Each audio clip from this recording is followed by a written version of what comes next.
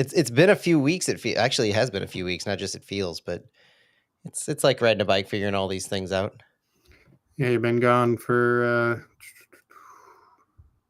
2 solid weeks. Yeah. 2 solid weeks, yeah. Last show I did was 2 weeks ago to the day. Missed actually, thanks to the international break, I didn't miss much, I guess. I missed a game. I watched a game at the airport. Actually, hotel/airport. And then half a game. And then I missed a Fallout and a regular show. Glad to be back though, Stu. Glad you're with me. Yeah. Yeah, good to be back. It's kind of weird though. Game was Yeah, it's kind of weird though, because like we don't have a game to talk about, so it's like we're back, but at the same time, like we're back for the end. Yeah, I mean, we could talk a little bit about the Town FC coming up on Sunday. Probably a good idea to do that. I haven't actually researched the Town themselves. I just know City 2 and how much of a role they've been on. Yeah, they play in Oakland. Yeah. Which is such an interesting dynamic there. It's interesting. So, aren't they owned by the same guy who owns the Oakland Athletics? Or I'm sorry, the Vegas Athletics now? Yeah. John Fisher. So technically, I think the Town FC have a shared ownership. Oh, with the Quakes now? Yeah, Quakes are owned by John Fisher. They're owned by Fisher, yeah. Yeah, so technically... That's really messy, especially with what he did for the Bay Area. Well, no. So, yeah, they sort of have a little bit of a Reno situation where they are owned by Quakes, but they are operated by a different group. So their day-to-day operations are separate from their ownership, which would be, I guess, almost exactly what Reno did for a couple of years. Didn't what was the other team? Didn't Rio Grande do that too? Yeah, sort of. So them and Reno were the two quote unquote hybrids for a while, and then Switchbacks weren't technically a hybrid, but their front office was staffed by Rapids front office. And I was kind of like, yeah, you're a hybrid. You're just not official about it. That's fair. Okay. Yeah, if we have time after we talk about the expansion draft stuff, we'll get to City 2. I think we can touch on them for a little bit. Okay, I forgot one thing. Since we're gonna do this weird style, give me 1 second, Stu. I know what you're gonna do. Yeah.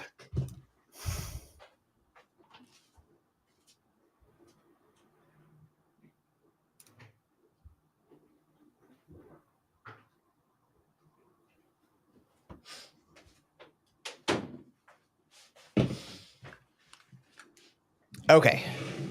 Thank you all for joining us on the live stream. We have yet to start the podcast, but if you're joining us on the live stream, we've got a bit of a different flow to tonight. So I got Stuart Holgren with me. He's going to be with me for about 45 minutes or so, and then I'm going to solo the second half. But because I want Stu's been doing an awesome job of looking into the expansion draft and figuring things out and really diving into a lot of the San Diego side of stuff to get us a picture of kind of what they might be looking for.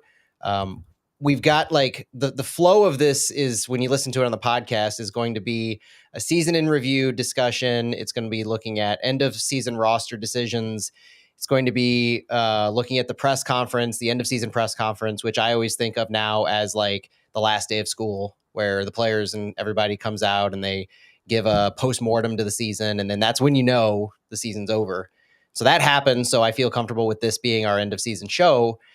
And then the wind down is going to be expansion draft and maybe talking about salary updates and things like that. But because Stu is here for the first 45, we're actually going to do the wind down first. And then we're going to talk about expansion draft stuff. We're going to talk about Stu, I'm going to put on Audible here and the salary discussion too, because it's doubtful I'm going to get to that in the main part. So I'm going to move that to the wind down here. But we're going to do the wind down first and then circle back to the first 45 that's going to air on KTRS, and that will be kicking off the podcast. So you guys get a little behind the scenes, seeing how the sausage is made type of thing, and you can compare it to the podcast if you're so inclined. You ready to get going, Stu? Oh yeah, let's scare some Upton Sinclairs out there. All right. All right.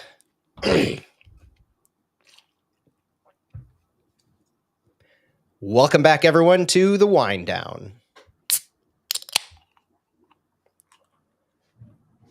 I've got a nice Oktoberfest to kick things off, and to kick things off, if you're a podcast listener, for the wind down, Stu. Anything that's your fridge is enjoying lately here in the later days of October? Oh man, winter is actually to me kind of like a hard cider season. So I was actually at Civil Life tonight and had a great hard cider over there, and along with their Czech Pilsner. Always fun being at Civil Life. And Thursdays they do live music at 7:00, so that's fun in the wintertime or summertime, whenever it's cold enough to be outside. Nice, fantastic. Love to hear that. So, Stu, I talked through the first part of our show about the season in review, but we do want to make sure we look forward a little bit because over the next couple of months, almost 2 full months, in fact, there's going to be a lot of time to debate this next topic, a lot of time to dwell and to think through as the MLS playoffs continue about the expansion draft that will occur in December for San Diego FC. And it will be a while before we have any firm data to go off of. So we're going to kick off this speculation because it's been going on the socials for a few days now that the season has been over. And I want to start off by setting the stage because I'm going to turn a lot of this over to you and rely on you because you've been looking into this a little more deeper than I have. The key dates to remember are that we won't know anything really about the expansion draft until December 10th. December 10th is when the list of eligible players for selection by San Diego FC will be released by MLS. It's a Tuesday. And then December 11th, which is a Wednesday, will be the MLS expansion draft. Now, the expansion draft is something that every new team gets to experience. We had it in 2022, and it will continue with that same process that we had. So if you remember St. Louis's expansion draft, you will know exactly what to expect with San Diego. 5 rounds, they get up to 5 players from the eligible pool of players, and they can only claim 1 single player from any one club. So they can't poach 2 players from one club. So this entire conversation framing around the potential for San Diego to take 1 player from St. Louis. There is a so-called selection clock of 3 minutes that will occur. There's no timeouts, and no trades are permitted during the draft. Usually what happens and what happened with St. Louis is they had a prearranged trade ahead of time and it was announced after the draft. That's how you get around that. So who can we keep? Now we're on the other side of this. So what does this mean for St. Louis going into the expansion draft? It means that St. Louis, along with the other 29 MLS clubs that have been in existence, can protect up to 12 players. We will have a protected list that comes out on that December 10th. That's what the list comes out. And of those 12 players, at least 3, or up to 3 rather, have to be international players. So because the rules are kind of just pretty cut and dry, if you have more than 3 international players, you have to keep at least 3. If you have 3 international players, you have to keep at least 2, and so on and so forth as you go down. But for St. Louis, we have to keep at least 3 international players protected of our total 12. Homegrown players on our roster are automatically kept. They do not have to be listed in that 12 protected players. Those homegrown players for St. Louis, as a reminder, are Caden Glover, Miguel Perez, Tyson Pierce, and Makai Joyner. Everybody else is basically fair game. DPs, U22s, TAM players, minimum players, everybody is up for grabs. So, Stu, where do you want to go with this? Do you want to talk about who we think are going to be protected, or do you want to talk about San Diego themselves first in who they have on their roster and what that might mean for what they're looking for? I think first off, maybe talk a little bit about those homegrowns because there was some confusion a few weeks ago I saw online. People were thinking Jaden Reed was a Mm, qualified as a St. Louis City SC homegrown player, and he is not. He signed a homegrown contract with New York Red Bulls a couple years ago, and he is not. He signed to City 2 and then to City, not as a homegrown. So he would not be protected automatically. So keep that in mind when we compile lists as who would be available or not. As far as who San Diego FC already has on the roster, no, they don't have a lot of players so far. They have, I believe, 6 players, 7 players currently. But what's interesting when we get into this, there's 4 players currently out of their 6 who are international and will take up international slots. So their original signing, kind of their marquee signing, was Chucky Lozano hmm. or Hervin Lozano, who came from PSV in the Netherlands. He's a massive signing. Uh, Huge. yeah, drew a lot of interest outside of the Netherlands. He did not quite do as well as you'd expect for a player of his caliber, but coming to MLS was absolutely massive. Liga MX fans were not super happy that he came to MLS. He is from Mexico and he's one of their heroes. So that was a huge first signing for San Diego FC and really kind of set the tone. They've also signed Duran Fari, who is I believe he's a homegrown. He's 18 years old. He's a goalkeeper. He's a youth international for the U.S. national team. Marcus Invartsen, who's a forward. He comes from the Danish leagues, I believe. He's a international, 28 years old.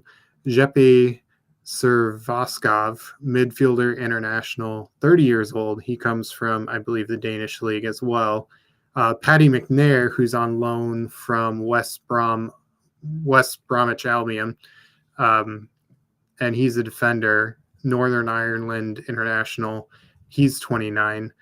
And a really interesting one for youth national team guys out there, Alex Mighton, who's a midfielder, attacking midfielder from, Nottingham Forest. He's 22 years old, and he was U.S. and English dual national and I believe committed to the U.S. now. So their roster's slightly slim, but we're going to try to glean a little bit of what they would want. There's some, what we assume, higher paid players that they already have under contract. Yeah, and Stu, the first thing that jumped out at me are I think you kind of hit on it heavy is the number of international players already. And it could change as they progress, but that may provide a little bit of an insight on will they want to select another international player to add to that repertoire. And like you mentioned, the salary is a consideration. So will they look for value over a higher priced immediate starter type of a player? There's a lot of up in the air because they don't have a fully fleshed out roster, at least as much as we did at the time. I feel when we went into our expansion draft a few years ago, we had our spine set out. And so we were kind of filling in the pieces, so to speak. We walked away with Nico Gioacchini. We walked away with Indiana Vasilev and Tim Parker via trade as 3 linchpins that we could slot in to our starting 11. So I'm kind of wondering if they're going to be doing a mix of that, but also, looking for some value in this as well. Yeah, and there's some flexibility too when it comes to the expansion draft. They don't necessarily have to keep all the players that they draft. If you remember, we drafted Jake LaCava and then immediately traded him to Inter Miami, I believe, and they sent him on loan to Tampa Bay Rowdies.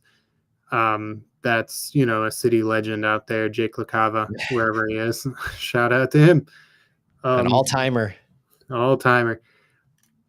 But every draft there seems to be, from what I've seen, both Austin and Charlotte used their fourth and fifth draft picks in the expansion draft to get guys who weren't of interest to their team, but were of interest to other clubs. And that could either work for us or against us in this expansion draft. So kind of have to think of, who would be attractive to another club out there who San Diego might pick and then trade for GAM or international slots at this rate, and vice versa. Who out there could St. Louis City want, who's kind of hanging out an additional fullback or center defensive mid who would be attractive maybe. Yeah, that I think we have to remember one of the things that I talked about in the first part of our show, which is what Lutz is looking for in a player in this offseason. There's a couple things that I mentioned that Lutz talked about wanting, the defensive mindedness and the speed. And so I think there's opportunity here. Lutz is no stranger to using these to his advantage. And there's already been speculation that we signed Josh Yaro in kind of a deal with San Diego. So Josh Yaro had been rumored to be interested by San Diego because of their Right to Dream program, Josh Yaro's experience with that.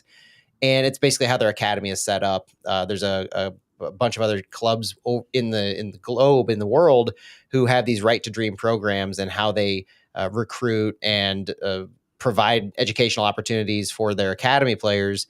Josh Yaro is a graduate of that. San Diego has that program.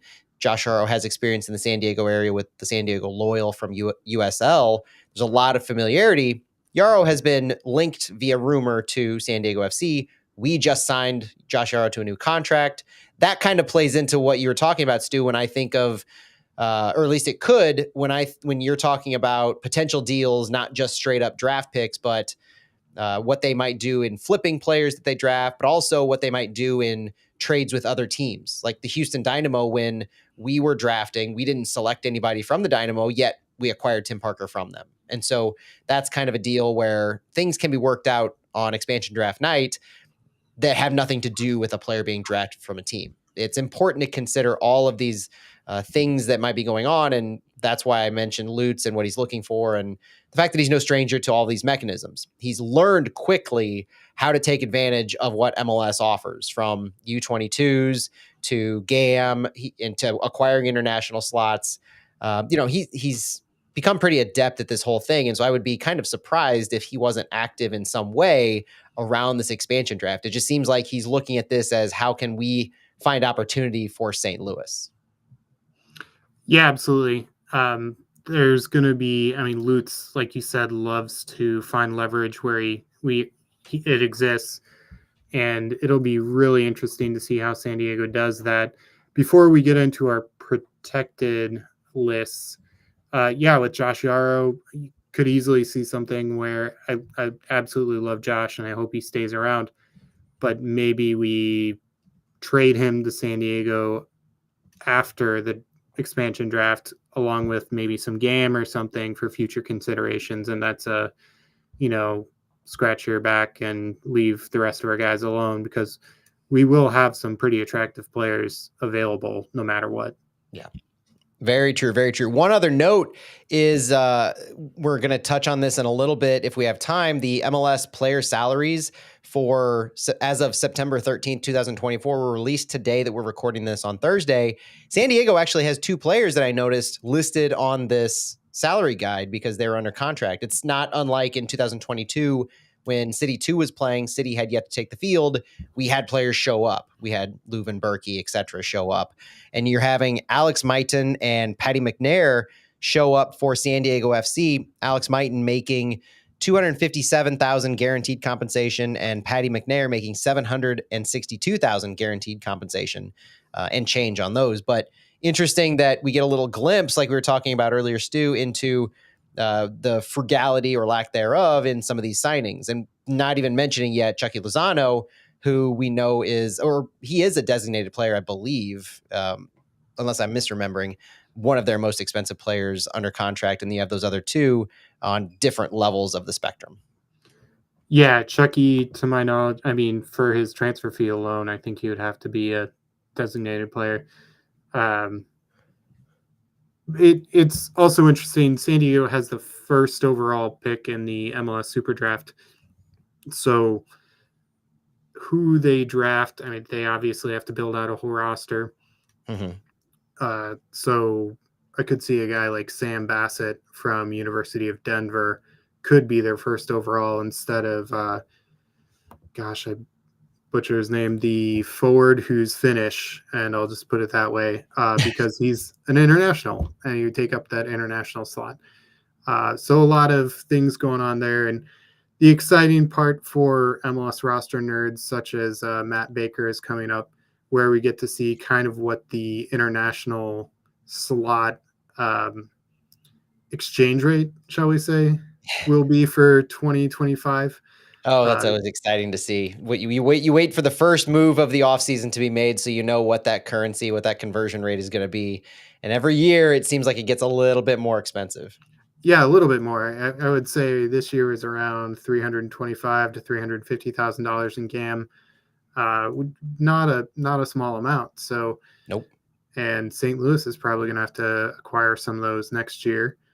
That'll Likely. be interesting. And I know in the first section you talked a little bit about Ostrak getting his green card, no longer taking up an international slot. So we'll see Yep. who else will kind of move that direction from the club.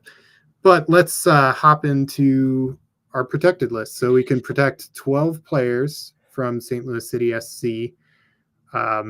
3 have to be international players, but I don't think that's going to be an issue for us. No. Homegrown players are exempt, and Generation Adidas players are exempt. However, we don't have any of those, and we didn't draft any when we were an expansion team. But if he was still on the roster, Owen O'Malley would be protected. Oh yeah, I forgot Owen O'Malley was a GA. Yeah. Shout out to our OG Super Draft first round draft pick. Yeah, eighth overall, Owen O'Malley, with Tacoma Now he's with Defiance. Tacoma. Right now. Exactly. Yeah.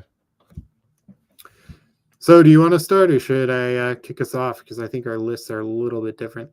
A little bit different. Why don't I start?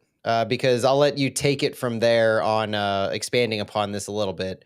And this kind of plays into. I want to point out really quick that there are a myriad of strategies that you could be looking at. There's a lot of slants that you can really gravitate towards. You can say we want to keep as many starters, first line players as possible. You could say we want to keep as much value as possible. We want to keep as much versatility as possible. We want the cost benefit. There's a lot of ways you could go about this, and you can mix and match some of them too. So my list, just to start us off, is Roman Berkey, Klaus, Marcel Hartl, Cedric Teuchert, Edu Leuven, Chris Durkin, Joachim Nilsson, Henry Kessler, Giannis Horn, Thomas Totland, Jake Girdwood Reich, and Simon Betcher. I went mostly with starters. I went value with Betcher. I went, you need to keep JGR because of the investment you made. His salary, we just found out, is around 300, a little over 300,000. So he's not, and he's a U22. So he's got the $800,000 transfer fee invested in him. He's got a $300,000 salary. He's a U22 until 2028, if you include his option, I believe. And so a player like that, similar to Simon Betcher, where right now Betcher is on loan, just like Giannis Horn, both guys I've kept are protected. They're on loan, but you have club control for a period of time. Giannis Horn also fairly low on the salary, around 300, in the mid 300,000s. And so guys like that I think you've shown a strong investment in recently, you want to make sure you don't lose that capability where they're fairly cost controlled. I mean, 300,000 is pretty cheap in MLS terms. It's cheap anywhere, but that's a value that I don't want to lose. And then obvious big names, Berkey, Hartl, Klaus Teuchert, Edu Leuven, Chris Durkin, Thomas Totland, those kind of players. Yeah. Well, it's going to be really interesting, and I'll get into this, if we protect or who we protect in the back line specifically. So I think my list is Berkey, Hartle, Klaus, Teutschert, Leuven, and I think those 5 are set in stone as much as possible. Yes, I completely agree there. That's let's stop right there for a second. That's the golden 5, I think, right there. Berkey, Hartle, Klaus, Teutschert, and Leuven, right? That's, I think, unless you're a big Klaus hater after this past year, which there are a few in St. Louis, I think everybody can agree on at least 4, if not all 5 of those. Yeah, and I don't think Lutz is a Klaus hater, so I think No. he might is guaranteed. I might even say there might be a golden 6 because Chris Durkin, as far as I know, is still under on his U22 deal because we picked up his option. And so at least through his age 25 season is when we get him. I need to check his birth date, but at least through his age 25 season, he's cost controlled in that way as well. So we might even have a golden 6 there. The rest I can be completely open to, especially with Lutz's recent conversations about the back line, completely open to interpretation beyond there. Yeah, I wanted to say Durkin was U22 He is through currently 2025. I think you're right, because I've got his age right now is 24, and so through his age 25 season, he would still be U22. That would be next year. Yes, I believe we're correct on that. All right, so I had my 5 there, and then moving, I guess, to the midfield. Chris Durkin, Jonas Horn, and Horn or Reed will be an interesting one. I think Horn, because of, again, the investment that Lutz has put into him, and he's versatile. He can play center back or left back. Thomas Stotland, I think, is kind of a gimme. He's done well. He's impressed. Now I have Kessler and not Nielsen, and I'll go into that a little bit. But next, JGR, Gerdwood Reich, for the same reasons you mentioned. I think he's a young player, U22. He has a lot of upside, and we've invested into him for the long term. Simon Betcher, who we have a option to make his loan permanent after June of this year. Yep. And Celio Pompeo. And Celio, I think, is one who I think he's attracted enough attention around the league that despite his injury, he would be someone that San Diego would be interested in. Now, obviously, there are some major names I left off. Yeah. Oh, yeah. But with center backs, Nielsen's injury and cost and international status, I think, is enough to leave him unprotected, and he wouldn't be totally attractive to San Diego. That doesn't mean he wouldn't be attractive to other clubs around the league who have an international slot, need center back help, and have the salary space. So he would be one I would hate to miss, but there's just so many offensive options that it's hard to leave a guy like Celio or Simon Betcher unprotected. So one thing too with Celio, and I go to the reason I say this is because of the first St. Louis City signing, and I feel that while it wasn't because of the nationality, the way that it rolled out, I do see the San Diego roster build as you want to bring in players who may have more of a fit in that geographic, demographic type area. Celio as a South American seems like it could be a fairly good fit there with everything that goes on the field, as well as, I mean, that could move jerseys. You know, that could be a player with the versatility that he has. He's played both wing back positions as well as both winger positions. That's a good call. I didn't have him in my list because, I mean, this is one of those things where you could pick probably 15 or 16 and you could have an argument either way. I mentioned on my notes that Nielsen is the likeliest not to be kept of my list, and I would absolutely think about plugging Celio into that. In fact, by the time December 10th comes out, we're probably going to do a show right before that really dives into this, getting our picks locked in, right? I think Celio is probably going to end up on mine because I think the versatility, the cost effectiveness he's making, if I'm looking at my notes right now, around $198,000 per year. And he's under club control until 2027. And all you have to worry about is him coming back from injury and being at the same level he was. Now, it's a big risk. Like I say, that's all you have to worry about. I mean, that's a pretty severe ankle injury that he had to deal with, or lower leg injury that he had to deal with. And I think there's risk. So if he doesn't get protected, I think that's the only thing that you could point to is Lutz is saying, I bet San Diego won't take a flyer on a player coming back from such a significant injury. That is a big risk in one of your 5 slots. When you have 29 teams and 18 players from each team to choose from, and you're going to spend one of those 5 picks on a guy who had a season-ending injury last year and he hasn't played a game since early 24, that's a big risk, though. So if he's not on our protected, I think that's the only reason why. Yeah, but you talk about local connections or connections to the club. Orlando City is owned by a Brazilian national. Mm-hmm. So I mean, that's a possibility that San Diego grabs Celio and trades him to Orlando City. Now, Orlando City has a lot of attacking options, but at that price, he's going to be attractive to a lot of anybody. Clubs. Yeah. Sure. So I think he makes it on there. Ostrak is a tough one. He would be available, but he's making, I believe, 800,000. Yeah.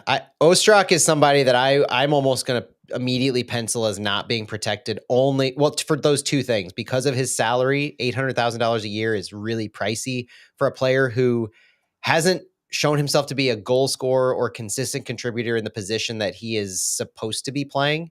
He excelled at a position that he dropped deeper in out of necessity. And I mean, really excelled in place of Eddie Leuven in 24. We know that he's shown signs of greatness, but I don't know if it's as much flashiness and that they would have scouted to say, we're willing to pick one of our picks on an $800,000 player who's making 800,000, but also again coming back from season-ending injury. And Ostrak hasn't even himself, like he's been, like I mentioned earlier, he's much more guarded about his return to play than Celio is. He did not put a time limit or time frame on that. Yeah, and that's a lot to maybe bite and chew if you're a San Diego team that's looking to hit the ground running like we did in 2023. Now, Rasmus Alm would be an interesting one, but his injury history, I think, would possibly scare off some and international status. And I think with Rasmus Alm, a lot of it is hype from us. We know what he's capable of. We've seen the glimpses. We saw at the back half of 23, especially, he had this great streak of we won when he started. You know, he was a difference maker on the field, even if he didn't get on the score sheet very often. So he could be another one of those sneaky players. I liken Rasmus Alm to Nico Gioacchini, for instance, where Gioacchini didn't light the world on fire for Orlando City, but when Lutz saw that he was available, he immediately said, this is our guy. We have to go out and get him. And I wonder if somebody is going to be left unprotected on our roster and that same kind of thing would happen, where you don't have guy lighting the score sheet on fire, but San Diego scouts, they see between the lines, they understand. And that's the concern. Yeah. And another interesting guy who probably will be unprotected is Kyle Hebert, who could be really attractive to, say, Montreal, Vancouver, or Toronto, one of the Canadian teams who want to bring a Canadian international back home. Yep. I don't think he'll get picked, but I could see a situation where they work out a pick and trade with him.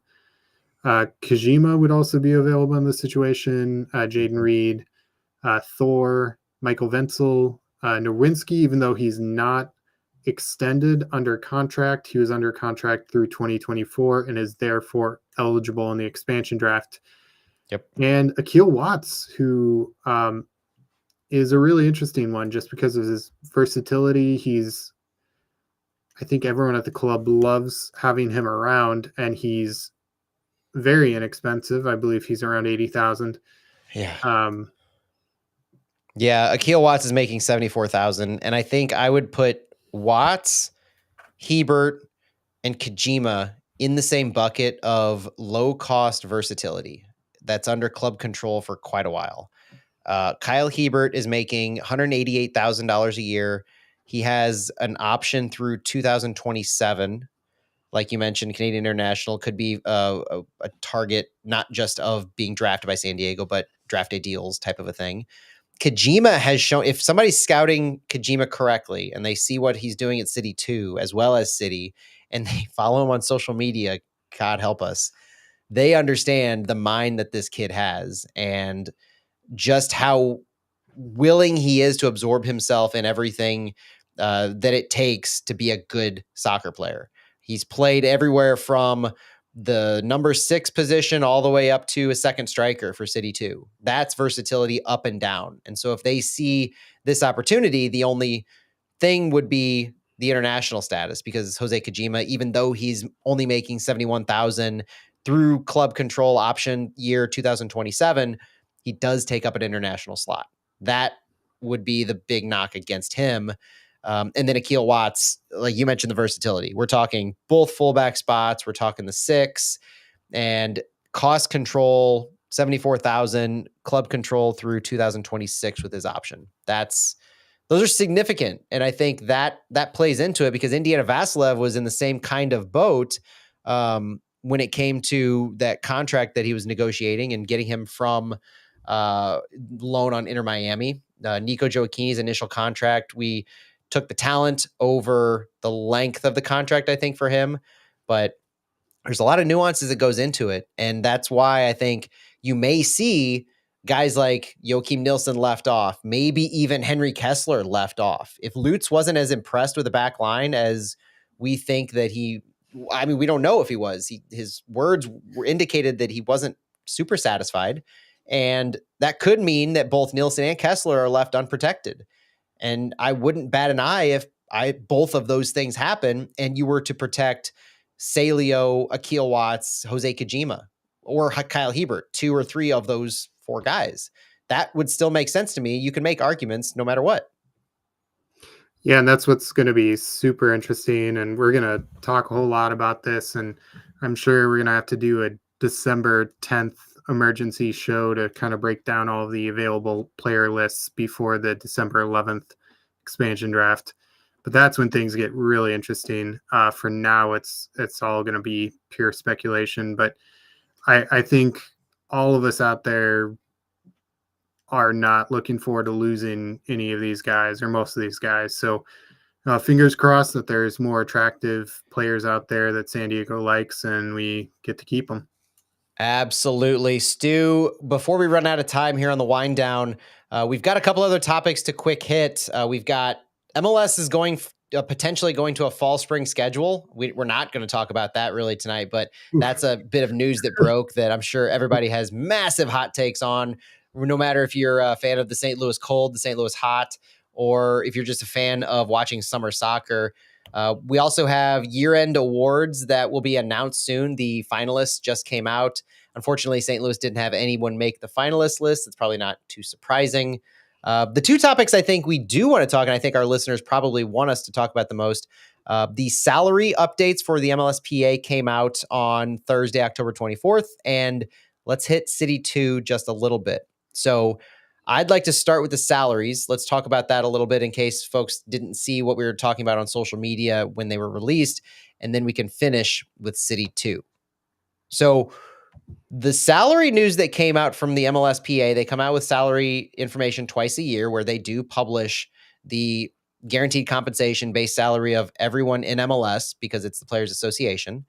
And we had good news from a St. Louis perspective.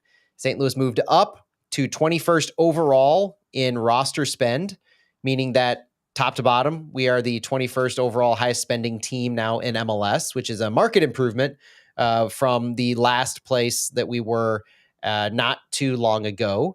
And of that 21st, we are also, so they bucket, if you look at The Athletic especially, they have these 3 buckets. They have designated player spend, they have spend of the max salary budget charge up to max TAM, which is from max TAM to the salary budget charge, a range of about $1 million. I think it starts from 683,000, I want to say, up to $1.683 million. St. Louis is actually 6th in that range in the entirety of MLS. Of those players who are making between that 600 plus thousand to 1.6 million, we're sixth in MLS. That's significant. That is a massive improvement from where we were. And that really shows the kind of spend that we're doing on these players. We're not just bringing in lower quality with potential high upside or looking for value picks, but we're looking at these significant players. It's anyone from Henry Kessler, Cedric Toyshirt. Now you have Edu Leuven falling in that bucket, Roman Berkey falling in that bucket. It's exciting to see that level of roster spend, sixth overall in MLS. And then the other bucket, of course, is players earning less than that, which takes up a little less than, I think, 40% of our roster spend. So, Stu, what did you make of some of the higher earning players, the overall spend? Are you satisfied with where St. Louis sits 21st overall? I mean, ultimately, how we perform on the field will be how I gauge my satisfaction, I guess. Yep. Stumble over my words there, but no, it is encouraging. I think what this graph tells me is that we are looking at depth, and you want a deep roster, and it's hard to have a deep roster in MLS. It really is. And we're trying to spread that around a bit.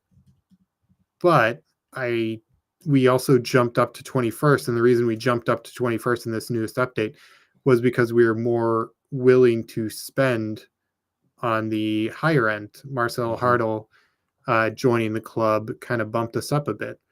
Oh yeah. So I think that's positive. And Lutz, as you alluded to earlier, talked about how Carolyn kind of allowed the club to spend and go shopping this summer. And that's, as a fan, that's what you want to hear. You want to hear, well, first of all, you want to hear ticket prices have not changed. And then you want to hear that the club is spending more. And sometimes those are incongruous. But as a fan, both boxes are ticked right now at the moment. So no, this is great news. Absolutely. You don't want to be at the very bottom of the list. I'll say you want to be efficient, but you don't want to be bottom. Yeah, exactly. And there's a correlation that I think people want to draw between you spend more, you finish better at the table. It doesn't exist in a perfect world like that at all. But it is a good sign that, we're spending more as we get older as a club. And I think that's ultimately what you want to do. You're not going to go to the levels of Inter Miami, Toronto, LAFC, and LA Galaxy, which are the top 4 in overall spend. But at the same time, Nashville SC is 5th in overall spend. And look where they are in the table. They're bottom dwellers down there in the East. Not a power club at all in 2024. And so there are more than enough scenarios where you see teams at the very top. The New England Revolution are pretty high up there. Austin FC is pretty high up there. And we're all doing the same thing right now. We're watching the playoffs from home. So spend doesn't correlate, but it's always interesting to see how willing teams are to spend. And now we have a little more data that St. Louis and Carolyn Kindle, the ownership group, are willing to spend a little bit more. And as fans, that's heartening to see. And it's even more heartening to see that when they're willing to spend, you get the results on the field. And that's kind of what happened at the end of the season. Like I talked about earlier in the show, is we did see correlation between spend of the specific players that we did, the Hartles, the Toyshirts, the Betchers, and then the results on the field. That's what really matters. You can talk all you want about highest and wanting to be in the top third, top quarter, but ultimately you want to correlate it to wins. And that's kind of what we're seeing a little bit. The other interesting thing, though, is that of those players that we brought in, you can definitely see they made those differences at the very top of the levels. So you have the new, I would say, I'll list the top 10 or 15 or so players in salary earn. The full list is on my Twitter. You can go find that if you want. But Marcel Hartl obviously is the first player. He's the highest paid player right now per year, but he's also the first player in St. Louis City history to make over $2 million per year, clocking in at a guaranteed compensation of $2.183 million. Roman Berkey is next, making that max TAM salary 1.657. Then Klaus, Leuven, Nilsson, Toychert is after him at 1.203. You have, I'm sorry, Toyshirt is at 1.092. Nielsen is 1.203. Henry Kessler is right after Cedric Toyshirt, though, at 1.033 million. Tomas Ostrak's next at 801,000. Then Chris Durkin at 495,000. And you start to see a little bit of a drop off after that. From Kessler to Ostrak to Durkin is where the differences lie. After Durkin, you've got a couple players who don't make an impact for St. Louis right now, Jabulu Blom and Selmer Pedro. And then you get Rasmus Alm, Giannis Horn, Thomas Totlin, JGR, Indiana Vasilev, and then everybody else below 300,000. So it's fascinating to see the differences in that. There are a significant number of players who make a low salary, and that's how MLS rosters are constructed. The top 20 spots on a roster are called the senior roster for a reason. They have less restrictions on how much you can be paid. The bottom 10 so-called players on the roster are on the supplemental roster. They have restrictions, and those restrictions are usually in the, right now, $89,000 range, $74,000, $71,000 range. That's why you have those players making that amount. They're on our supplemental roster by what's required. And so you can see the salary relating directly to the roster restrictions we have in place.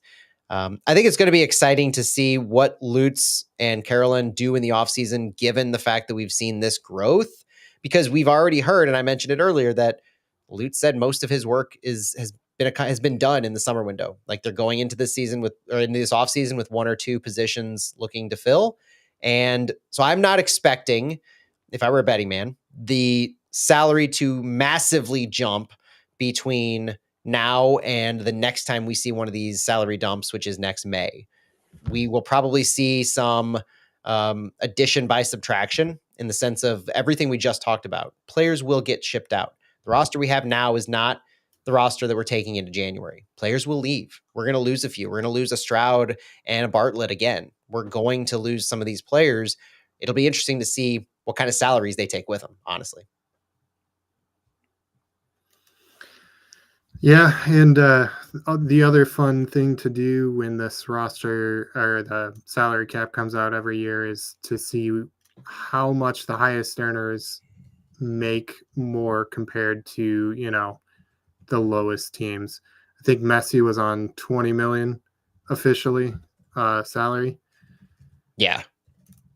So that means Messi has a higher salary than all but 6 clubs, including Miami without him.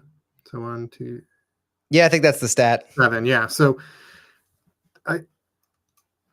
there's it's a different world out there with MLS compared to other American sports in that situation. But that's just kind of a fun game to pass time if you want to see how these guys stack up. And if you want to say, oh, I make MLS minimum or near that or half that or whatever it is, or, oh, that guy at Inter Miami is making 71,000 and Messi's making 20 million. And how does that affect the locker room intrigue there or whatever? I mean, that's the other thing is you don't want to upset the locker room too much. And we know from this year, we talked about it earlier, that the locker room can and has been a problem, not just for St. Louis, but as recently as we found out, Portland, after their 5-0 drubbing by Vancouver, has a big locker room problem with their organization. So it's an issue, and salaries can play into that. So it'll be interesting to see where we go into the offseason from here. Stu, do you want to wrap up by talking about some City 2? Yeah, so St. Louis City 2 is hosting the Town FC on Sunday. So buy your tickets if you haven't. I'm hoping to make that work myself. I don't know if I'll be able to, but I know a lot of people out there are planning on going, and it's always a good time. Great time. Now it'll be interesting. The Town FC are a very interesting club from my perspective, just because they play in Oakland and they are owned by John Fisher, the owner of the former Oakland Athletics and current whatever the hell they are, the Sacramento Vegas Athletics, whenever they find their home. Homeless Vegas Athletics. Yeah. So the fact that they haven't been totally rejected out there is the town. I mean, is kind of remarkable to me due to association. The town But is also the town is also has its own interesting background, right? Correct me if I'm wrong on this, but they were an independent USL team for a period of time, playing on, I believe, this god awful artificial turf, if I remember watching it on ESPN Plus correctly. And then they had a deal with the Earthquakes, so they're now the Quakes 2, but they're allowed to continue using the Town FC. I mean, in essence, they're Quakes 2. I mean, they're like that feeder team or that second team to the Quakes, also owned by John Fisher. And so, but they get to keep this branding that's separate from the Quakes. Do I got that right? Do I have that right? no, they were founded as Earthquakes too. Oh, were they? Oakland Roots, maybe. That's who Maybe? I'm thinking Yeah. of. So Oakland Roots So were so sorry. So yeah sorry.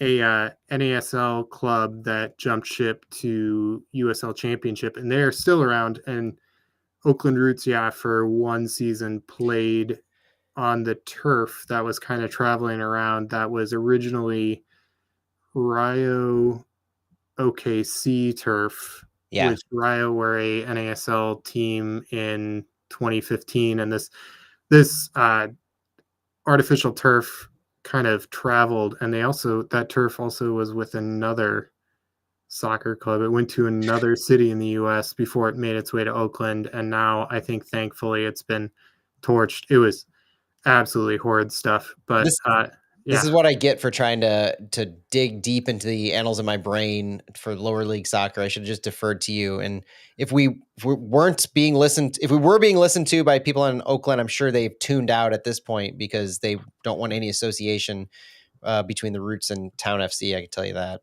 Yeah, Roots are a great club, and Yeah, their badge is one of the best, I think, in very cool. American soccer. Love it.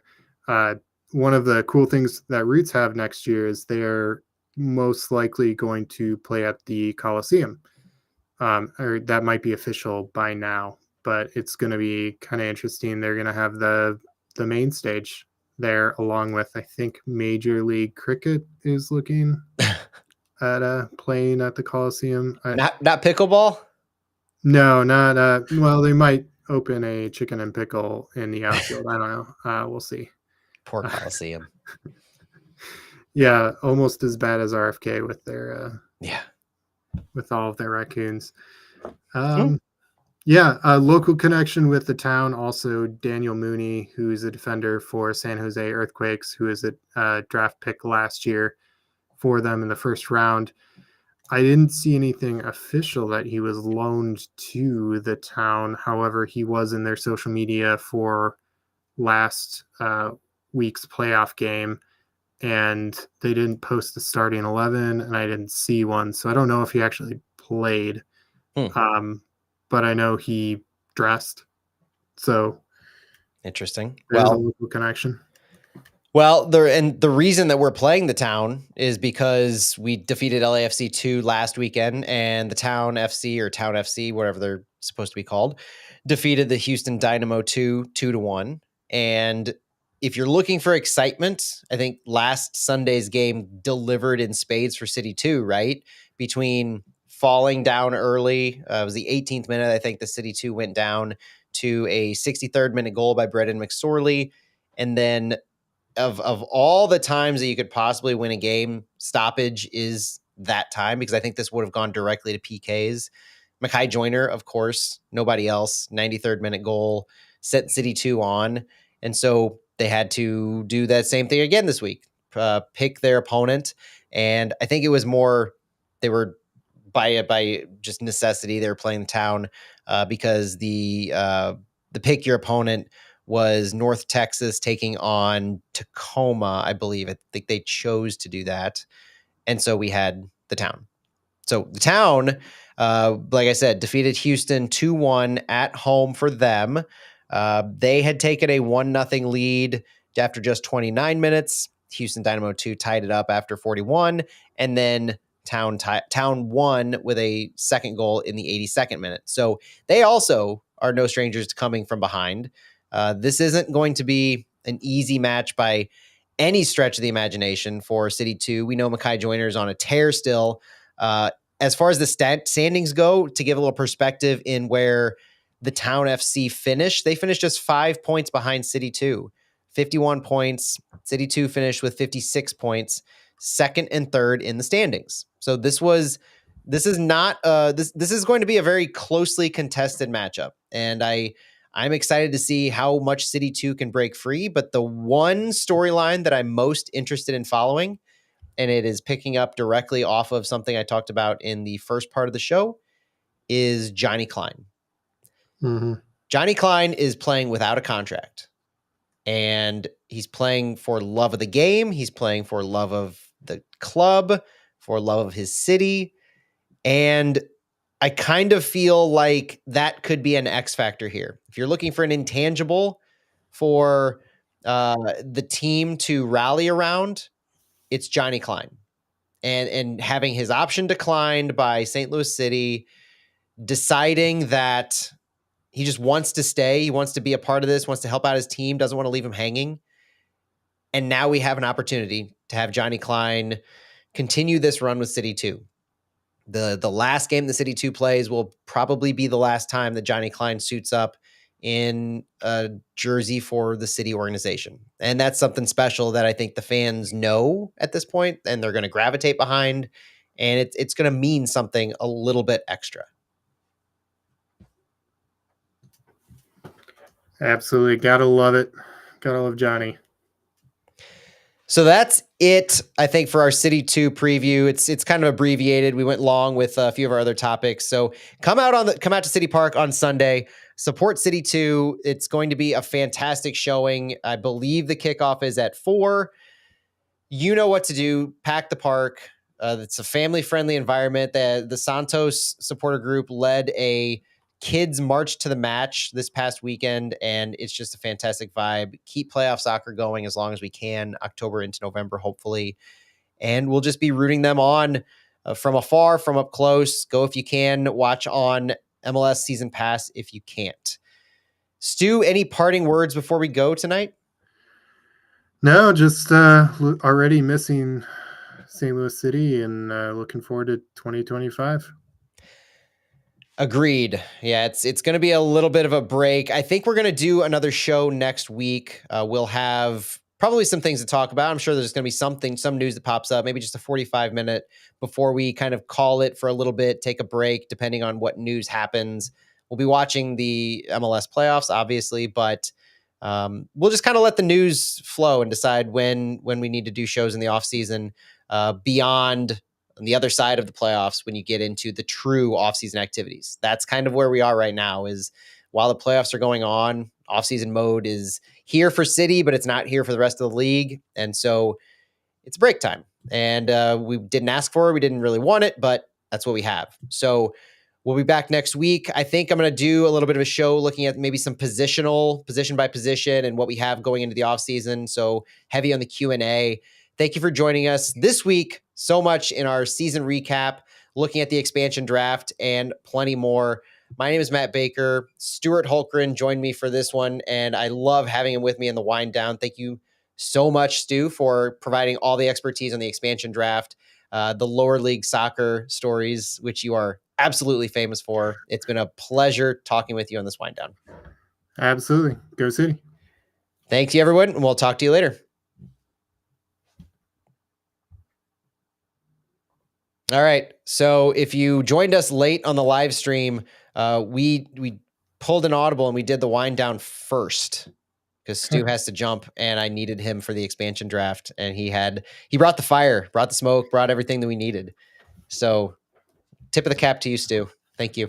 Yeah, absolutely great being here. Looking forward to listening to the recap in the morning. I'm sure it'll be interesting. We'll see if I can edit this one correctly otherwise you might get a wind down first, and that would just be kind of fun for everybody. Fun. All right. All right, dude. Talk to you later. Bye.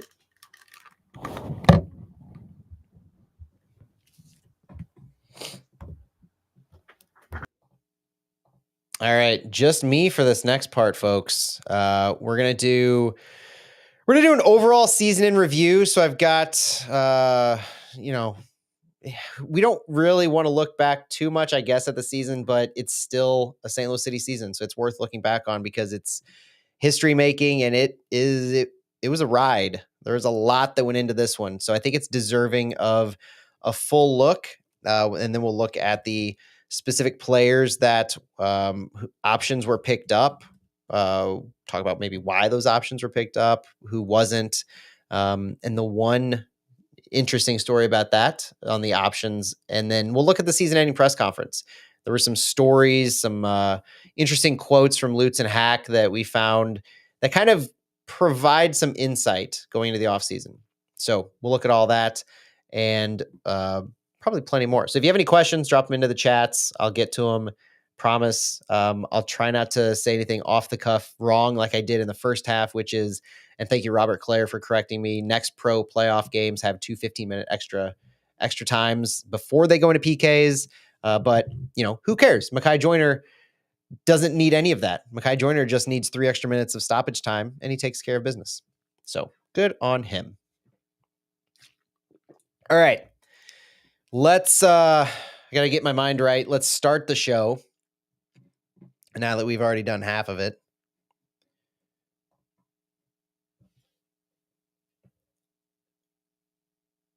Welcome in, everyone, to Flyover Footy on the Big 550 KTRS. We are sponsored by Noble Ice Vineyards for the 2024 season. And yes, it is still the 2024 season. My name is Matt Baker, and we are here at the end of it. We are here at the season recap, the 2024 season in review, if you will, to look at the entirety of the 2024 season for St. Louis City SC, as much as we want to look at it, given what all has occurred and the ups and downs, the ebbs and flows, the coaching changes, the player departures, arrivals, injuries, everything that's occurred. It has been more of a topsy-turvy season than I think any single one of us ever wanted to have happen. It was, I would strive to find a single person in the world who could have predicted this sequence of events. Not just the fact that we missed the playoffs, not just the fact that we might not have won an away game until the back half of the season, but just the way that the flow went, the stories that we had to talk about this season. It has been devastating. It's been, the highs have been pretty high. The lows have been extraordinarily low. But I think this season ended with enough hope, enough glimmer that no matter what we talk about or what I talk about from 2024, that there's a light turned on for 2025. So I'm joined by no one. I'm here by myself to start off the episode. You're going to get this season recap from me. And then in the wind down later on, I'm going to be joined by Stuart Holmgren to look at the expansion draft, to look at the MLSPA salary guide that was just released today, October 24th, as we're recording this, and a little City 2 preview because they are still in action. They did make the playoffs, and they will play playoff soccer at City Park this coming weekend. So that's going to be exciting. Stick around for that in the wind down. If you're listening to this on the Big 550 KTRS, download our podcast, Flyover Footy. Listen to that in the wind down. It's going to be a fantastic conversation. I can't wait to talk to Stu about that. But let's start off with the season in review. We're going to go through the roster decisions. We're going to go through the press conference. We're going to look at kind of everything there is in the season in about 40 or 45 minutes. And you have to start off with just an overview of what this season was. Standings-wise, the season started off with everyone all of a sudden predicting St. Louis to be potentially a top 4 team, definitely a playoff team. And that was by and large the consensus. You had St. Louis coming off of this fantastic run in 2023. And even though the season ended with a dud, you had enough positivity, promise going into 2024 that people were believers now. And if you look at it in retrospect, the believing took a hit immediately before the season kicked off with the departure of Nico Gioacchini and not replacing him. Cedric Teuchert, who arrived later in the season, was rumored and reported to have interest by St. Louis as early as February 2024. Back when Nico Gioacchini left, it was immediately that was the name that popped up as St. Louis is targeting him from Hamburg 96. And the interest was there. The price, unfortunately, was not there. So Cedric Toyshirt couldn't be acquired, but St. Louis did go into the 2024 season with almost as much firepower as last year. I think there was definitely eyes on Sam Adeniran. There were eyes on AZ Jackson to step up and continue what they were doing back in 2023. And I apologize, Cedric Toyshirt played for Hannover 96, not Hamburg. But the idea of going into 2024 was about depth because we had the CONCACAF Champions Cup. We had no US Open Cup. So we knew going in that we weren't going to have that. And we had the full MLS season. So we didn't know how long Champions Cup would go. Fixture congestion was a concern this entire time. It was kind of on a pin right there where you needed guys to step up. You needed the guys you had on your roster to produce because you didn't bring in anybody to replace Nico Gioacchini. You had guys step up like Celio Pompeu and Tomas Ostrak at the beginning of the season, necessary to, I think, even get us to a point of contention in May when their injuries occurred, May and June. But you didn't have big goal-scoring replacements for Nico Gioacchini, for Jared Stroud, and you had a defensive loss in Lucas Bartlett, who put in significant minutes in 2023. The guys that did step up did so admirably, but then injuries derailed pretty much everything else. When you had injuries to basically every single player on the roster at some point, I went through and looked at the player availability reports that I tweeted out every single week, and it's not just Tomas Ostrak and Celio Pompeu who had been lost for the year. You're seeing guys like Chris Durkin, Cedric Toyshirt, Indiana Vasilev towards the end of the year. You had a litany of guys at the beginning of the year: Klaus, Nilsson, Alm. Vasilev broke his nose early in the season. Tim Parker was out with a back issue. Josh Yarrow was out with a concussion for a period of time. Kyle Hebert was on international duty, so he was gone.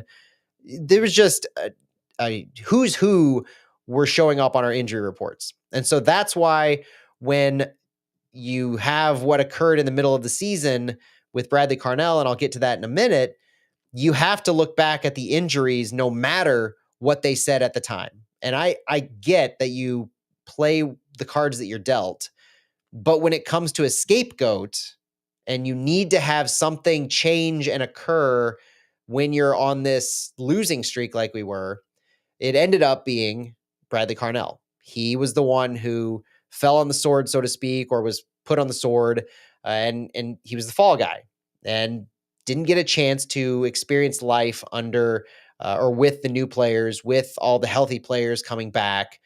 And that's a what if that we're never really going to know the answer to, is what if Bradley Carnell had been given that extra leash to continue and try to coach up these new guys. And a lot went into the time Bradley Carnell did have. So let's look at a little bit of the ebbs and flows of the MLS season itself. Champions Cup, we bounced from that pretty quickly, having a draw and then a loss to the Houston Dynamo. It wasn't, or a win and a loss against the Houston Dynamo. It wasn't a good performance. If anybody remembers that Houston Dynamo match way back at the beginning of the season, it was, I think, for a long period of time, one of the worst performances that we had of the entire season against Houston Dynamo. And it's something I think St. Louis struggled to get back with. So you start off the season 2-1 against Houston, and then you lose 1-0, but it's those away goals that made the difference as the tiebreaker. And Houston was able to pull out with an aggregate score tied 2-2, and they won on tiebreaker. We were bounced. And then we had some time to kind of find our groove. We had a 2-0 win against NYCFC after a 1-1 draw against Real Salt Lake. It was draw after that between Austin, Galaxy, and DC United. I lost the second time we played the Real Salt Lake 3-1 at Sandy, Utah. And then it was a draw, win, draw, win. We could not string together wins. This, to me, if we're looking at blocks of games, if we're looking at how the early part of the season started until you get into May, we just couldn't find a rhythm. That was the biggest problem that I saw. And you had an opportunity on that May 11th game against the Chicago Fire where we won 3-1 at home. You had an opportunity to potentially build off that. But the problem was you had a midweek match after that against a team that, even at the end of 2022, maybe one of the 2 or 3 most frustrating teams that we have consistently played. I would argue that LAFC, Seattle Sounders, and Minnesota United, if not all 3, then definitely the first 2, are the most frustrating teams we played because we haven't beaten LAFC or the Seattle Sounders yet in our history. Minnesota United, we haven't beaten at home, which is horribly frustrating. But that's how that stretch of games went in May, where you were coming off the backs of the Chicago Fire win, and it was a really good win against Chicago Fire, 3-1 at home. But then a 2-0 loss, a 3-1 loss, a 2-1 loss to LAFC, Cincinnati, and Seattle. 3 really good teams. And we knew going into that it would be a really tough stretch. And we knew that a 3-game losing streak was a potentiality. Worst case scenario, because after that, we were going to Miami. And when you go to Miami, I think the assumption is you're going to lose if Messi, Suarez, Busquets, Alba, etc. are playing. And they were playing. And somehow we pulled out a 3-3 draw. But at the same time in that match, we lost Rasmus Alm to an MCL sprain. And that was one of the beginning of the ends, so to speak. Alm fell, Klaus fell. You had all the other injuries amidst the fixture congestion in June. And so you had this stretch that you suddenly realize that you're in the midst of, where it's 3 losses, it's 2 draws, it's 2 losses, it's a draw, and it's a loss. And that sequence of events leads to Bradley Carnell being fired. Injuries occurred, yes. The team during that time went from about as healthy as you can get for that Chicago game, at least all things considered. I don't think you still didn't have Joachim Nilsson, but that Chicago game where you won 3-1 in May, just for reference, the starting lineup for that game was Berkey and net, Marcanic, Hebert, Parker, and Tauntland on the back line, Tomas Ostrak and Chris Durkin in the midfield, Celio Pompeu, Indiana Vassilev, Rasmus Alm, and Klaus. And Klaus had a brace in that game. This is the game that could have springboarded everything, but instead it was just the last hurrah more than anything in May. And Edu Leuven didn't even get a chance to really jump into this team because of what he was going through. So you're talking about performance on the field, injuries. You also had everything that was going on with Edu Leuven this season. And I know nobody wants to relive that. I can remember with vivid memory being in the press room when Edu Leuven came out after weeks of speculation on why he had stepped away from the team and letting us know that his wife, Ilona, had brain cancer. And that was one of the most devastating things that every single St. Louis City fan heard at all this season, was that Edu Leuven had to step away because of his wife's cancer. And it suddenly put things into perspective a little bit of what we were actually wanting to see. We were wanting to see success and production on the field, but we were needing to see the players in the right frame of mind, in good places personally, so that they could be in good places professionally. And so for those moments and for a little while there, soccer was put to the side, and you were just, we're rooting for you as people. And we know that the locker room is dealing with this. We know that Edu Leuven obviously is so focused and hyper-focused on this. But as he said earlier in the season, coming back to soccer is good mentally for him. You know, getting on the field, the camaraderie, the teamwork, it's good for his mental health. And that's what he ended up getting. Leuven had his own injury at that time early in the season he was dealing with. So it was recovery. It was getting a green card, which Edu Leuven and Joachim Nilsson acquired during the preseason this year. So for Leuven, it was those 2 things.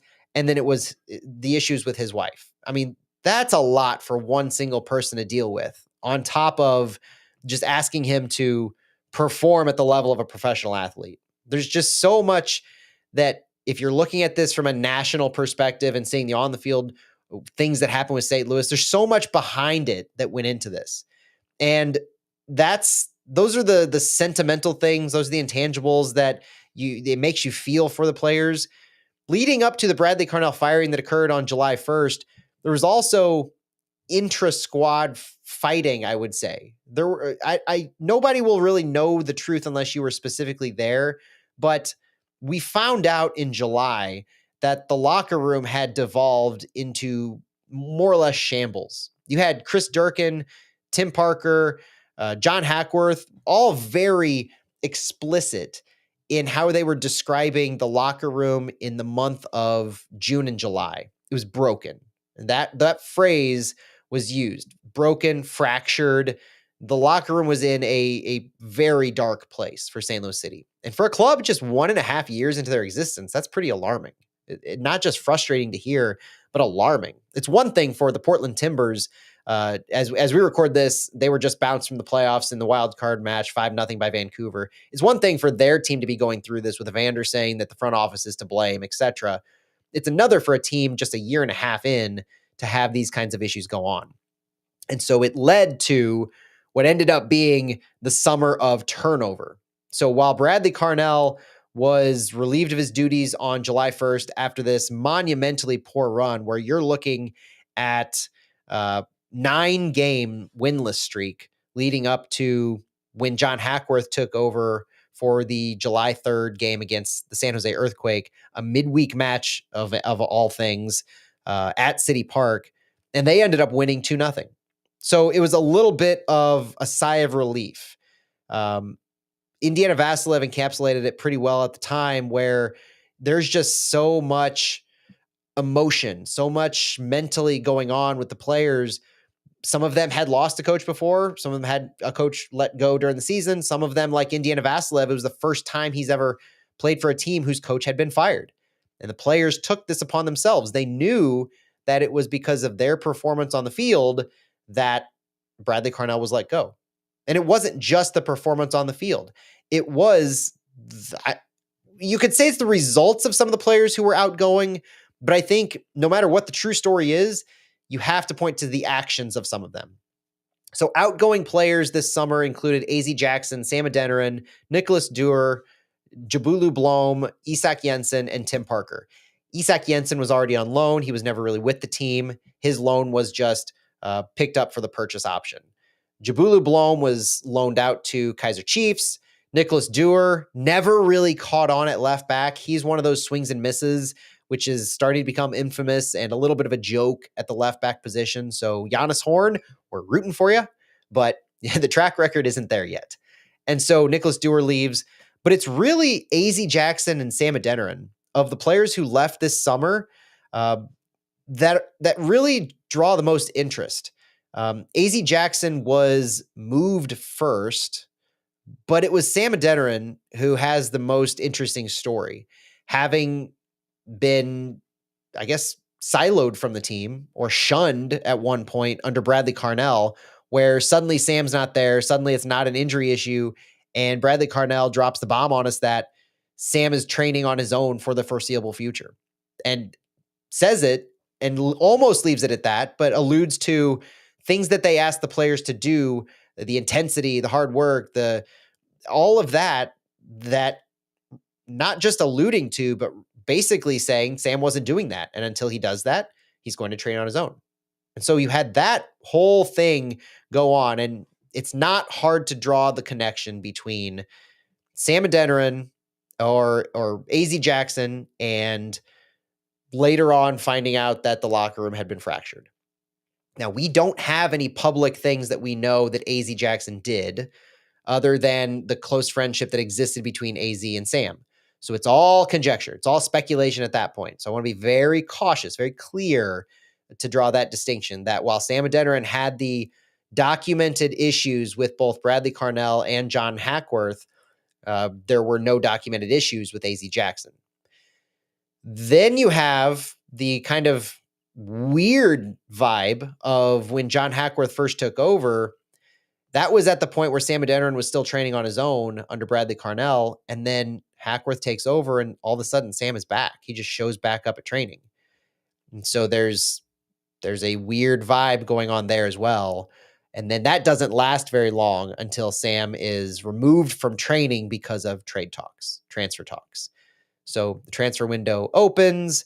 AZ is sold to the Columbus Crew. Sam Adeniran is sold to the Philadelphia Union. Vastly different prices acquired for both of those players. It was, I think, about $650,000 in GAM for AZ with escalators up to $900,000. And it was a paltry $150,000 for Sam Adeniran. The profit was turned, I believe, by about $50,000, but that's about it. It wasn't much for Sam Adeniran. And I think after everything that had gone on, it was time for Sam to move on, Bradley Carnell or otherwise. So that is one of the biggest storylines that occurred for St. Louis in 2024. Not just Bradley Carnell, but these players as well. And you don't often see transfers occur with this level of baggage to them. So I think it's important to point that out as something that was occurring that led to this locker room fracturing that happened, that we heard about in the month of July. And we basically heard about that because it wasn't all sunshine and rainbows after that San Jose Earthquake game. It was 3 straight losses after that. And so you have interim head coach John Hackworth, who had been the technical director, who had been the director of coaching, who had been the head coach of City 2, been with the club since almost its inception, almost since Lutz took over, and everything starts going sideways very fast. You go to Colorado, you lose 4-1. You come home, you lose 4-1 to Vancouver. You go to Seattle, you lose 2-0. And then the game before Leagues Cup, you're basically firing on fumes here. You're in that Seattle game that was a midweek match of all things, and you're looking at a lineup that is led by Knut Thorson. You have Roman Berkey in net, Kyle Hebert, Joachim Nilsson, Tim Parker, and Thomas Totland. That is a pretty good back line. Kyle Hebert's filling in at that left back role at the time. This is back in July against the Seattle Sounders. But Chris Durkin and Edu Leuven in the midfield. And then things in the attack you start to understand where the problems lie, where the issues in goal scoring are, because it's Indiana Vassilev on the left side, Jose Kojima in the middle, John Klein on the right, and Knut Thorson up top. That's your starting 11. Just to imagine, think back to what the sub issue was.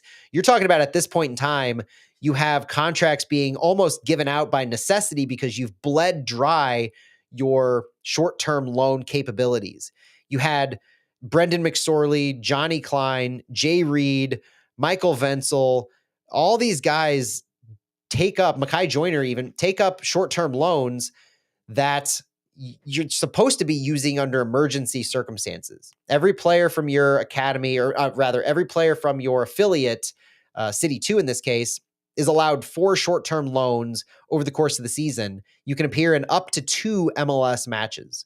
And that's what we did. We had to use all of those on all of these players. So we're talking about weeks on end where a press release is coming out on game day saying 4 players have been signed to short-term loans. That was abysmal to have to do. And that is a perfect highlight as well for how this season went and just how dire our straits and circumstances were at this time in July. And so we wanted at the time to move on as quickly as possible. Bradley Carnell, before he left, it was either after the Vancouver press conference, after the Vancouver game on June 29th, or just before that, he even said directly, we are just looking to bridge the gap between now and when our new arrivals come. Because at that point, Cedric Teuchert had already been signed. I think Marcel Hartl had either been rumored or already signed. But you're getting reinforcements. You know that these players are going to come and make impacts because now you're finally able to sign that Nico Gioacchini replacement. Cedric Teuchert, who I talked about earlier, as you wanted to sign him when Nico, it's coming full circle here. And that's why I think it's frustrating, because it felt like the first half of the season was kind of just lost because of injuries, locker room issues, and a lack of work in the previous transfer window, the winter transfer window, which is now starting to become a little bit of a trend. It will be fascinating to watch going forward how much of that is actually taken advantage of. Lutz obviously loves the summer window. So now the magic starts to happen. You get into that SKC game. Cedric Toyshirt makes his appearance. He starts. He goes a little bit into the second half. You get the draw in Kansas City. You limp out of the MLS season. You make a run in Leagues Cup. You win one. You lose one in PKs. You win the next game against Portland, and then you lose against Club America. So you get that preseason for competitive matchups that you really want for your new guys going into the back half of the season. It was a pretty good run in Leagues Cup, but you still ran up against the Goliath that is Club America. And that was what the new guys needed to get going, because at that point, you have Cedric Toyshirt, you have Marcel Hartl, you have Simon Betcher, you have Giannis Horn coming on, and you have Tim Parker having departed during that Leagues Cup break to bring on Henry Kessler. Parker, who his contract was expiring at the end of the year. There were some pretty public comments made by Parker to some local New England journalists where he went, the New England Revolution, on what those negotiations were like and how kind of insulted he felt by the offer given to him by St. Louis, and how he never felt there was a true conversation held, a true desire to kind of meet him in the middle, so to speak. And so he was pretty clearly salty. And so that at that time really just was salt in the wound for us. We had had an awful season so far up to that point where the playoff hopes were teetering on the edge of extinction. And all of a sudden we have Tim Parker saying that the club disrespected him on his way out. Tough to bear as a City fan. And so you come out on the other side of this after Leagues Cup, and you have the Portland Timbers immediately. And it is a shootout. In Portland, it's 4-4, and it gives you hope that our attack can actually do something in the back half of the season. Because before that, our defense had been good then suspect going into Leagues Cup, but our offense had been anemic. Our attack was atrocious. We were one of the worst goal-scoring teams in the league. We had a goal differential that was far exceeding the negative double digits, and it was frustrating, and it was a little bit embarrassing for how far City had fallen and truly embodying that sophomore slump. Then it started getting a little bit interesting. We still struggled to string things together, but there were more than glimmers of hope. We had a 3-game unbeaten streak to start off MLS play after Leagues Cup. There was the 4-4 draw against Portland, 2-1 win against the LA Galaxy, which was a key victory against a first place at the time LA Galaxy team. We drew New England in New England, that revenge match of sorts between Kessler and Parker's former teams. And then we ran up against Minnesota United, one of those 3 teams that I mentioned earlier as the most frustrating teams that City has played, along with Seattle and LAFC. We lost 3-1 at home against Minnesota United. That put the brakes on that 3-game unbeaten streak. But then the next few matches were key for a few reasons. Not just because we had our first back-to-back wins, our first winning streak, 2 games in a row for the first time all season, but we also garnered our first away win on September 21st against San Jose, 2-1, following it up with a 3-1 win against Sporting KC, the moral victory we all needed, given everything else that had gone on. At that point, SKC had been eliminated from the playoffs. We had not yet. And then after LAFC, 1-0 loss on Wednesday and 3-0 win against Houston on Saturday, we were eliminated from the playoffs. We couldn't do enough ourselves. We did not control our own destiny at that point. We had to rely on others like Minnesota to not win, for Austin to not win, Dallas to not win, and it didn't happen. And so we go into decision day, and we're trying to ride the momentum of the 3-0 Houston win, and we had one of the most embarrassing drubbings that I'm not ashamed to say I'm glad I didn't watch the second half live out of necessity. I was at an airport in Budapest coming back from my trip over the past couple of weeks and couldn't get the service, thankfully, at the time, because it was an awful second half. And that's how we ended the season. So it was a low note with a lot of positivity that we built up over the back half of the season. And so with all of that, we ended up going into the offseason having finished 12th instead of a potential 10th that we were kind of eyeing as kind of optimistic for finishing. And we had bright spots to build off of. We had shrunk our goal differential. We had more key players like Hartl and Toyshirt step up. At the end of the season, since Leagues Cup, we finished 4-3-2. 12th place finish, yes, but if you compare it to where we were earlier in the season, pretty good. And if you extrapolate out the number of points we had in those last 9 games over the course of a season, it would result in about 54 or 55 points and be good for 5th place in the standings. That's not a bad place to finish. And the other thing that I didn't even talk about yet is that John Hackworth's job is on the line here as interim coach. He said he wants the job, and that's kind of what has been riding on this as well. So would an extrapolation to 54, 55 points, good for 5th, fighting for 4th, is that enough of a showing for him to get a full showing as head coach? We'll see. We'll find out very shortly. Touch on how quickly that is going to wrap up here in just a minute. But let's quickly talk about the end of season roster decisions, because St. Louis had a handful of players whose options they needed to pick up, or at least could pick up. And these are key players. These are fan favorites. The club exercised at the end of the season options for midfielders Chris Durkin, Jose Kojima, Akil Watts, and Indiana Vasilev, defenders Jay Reed and Michael Wenzel, and goalkeeper Ben Lunt. All of those players had a club option picked up for 2025, and they'll be under contract for next year. They'll all be back. The one player who had their option declined was John Klein. 2nd round super draft pick from a couple years ago, City 2 stalwart, and just a hometown favorite. SLU alumni, Johnny Klein, had his option declined. One player had their option declined, but is currently in contract renegotiations, and that's Jake Nerwinski. And that was specifically called out, so that does mean to me that Johnny Klein's time with St. Louis has come to an end. But it has not come to an end for City 2, because as I record this on Thursday, October 24th, we do have confirmation that Johnny Klein will play for City 2 this coming weekend on basically a volunteer basis. He is not under contract. He has no obligation to play for the club, but he has chose to play. We're going to touch on that later on with Stu when we preview City 2, but I feel it's necessary to call out that level of commitment to club and city. Kudos to Johnny Klein for doing that. So after that, after the end of season roster decisions were made, the end of season press conference occurred. And this was lengthy. This was 2.5 hours of Lutz, Hack, and 13 players sitting down, taking questions from the media. And I likened it to the last day of school. It was basically on their way out.